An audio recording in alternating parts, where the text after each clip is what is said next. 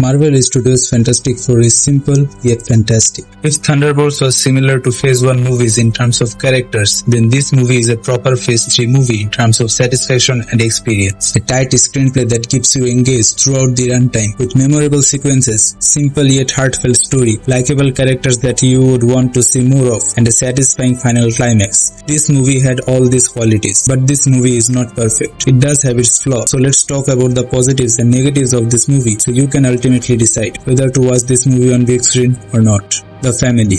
Unlike most superhero movies like Superman, this movie was not centered around a single superhero. It was a story about a family of superheroes. And even though Marvel did a lot of found family stories, this was different. This was a proper family, and it was really important to show this family as a family. This movie has done a wonderful job at that. It doesn't rely on cringe dialogues or big monologues to show how strong they are as a family. Instead, it just shows them living together. And as insignificant as that may seem, I believe those little details of how they live in day-to-day life made a big difference. Ben understanding Sue is pregnant just by looking at their faces. Johnny constantly pestering Reed. Sue checking on Reed, Ben, Johnny from time to time. Reed desperately trying to keep this family safe. Every little detail contributed big time to show their bonds. And the dialogue writing for their interactions being so natural also helped. Reed Richards. My one skepticism about this movie was the casting of Reed Richards. I just wasn't sure if Pedro Pascal would be able to portray the charm the smartest man alive would have. But once you realize this movie's take on Reed, you start loving Pedro Pascal's performance. He is not someone who takes pride in his intelligence. He is someone who fears the dangerous situations that may arrive in front of him. He has learned about his limitations and fears his incapabilities. And the way his guilt keeps him pushing his limits so that he may never fail again to protect his family makes a really compelling character to watch. And Pedro Pascal has done an amazing job portraying that. The one thing that was not amazing was the use of Mr. Fantastic's power. He rarely uses his power in this movie, and when he does end up using them, it's for very simple uses like climbing or jumping. If you consider his intelligence, I think it's safe to say he could have used his power more creatively. Susan Storm. Susan Storm is a great addition to the great female characters of MCU. She was perfect as the heart of this family. Her powers were incredibly put to screen, and her presence is both strong and sweet at the same time. Ben and Johnny. Ben Grimm and Johnny Storm was exactly how they should have been. Their banters provided some good laughs, but their brotherhood was also very evident in their interactions. Though I did feel Ben doesn't really get to do much in this movie, he is there as a great supporting character and has great chemistry with every character. The VFX on him was perfect. You could feel the subtle emotions even in that rocky face, and overall he has a very warm presence throughout the movie, though I was expecting a bit more from that character. On the other hand, Johnny has a whole subplot going on in this movie, which I wasn't a big fan of. It was okay, but other than that, his character was a bit different from the playboy Johnny we have seen so far. He does have those qualities, but also cares a lot about his family and is ready to sacrifice his life if necessary.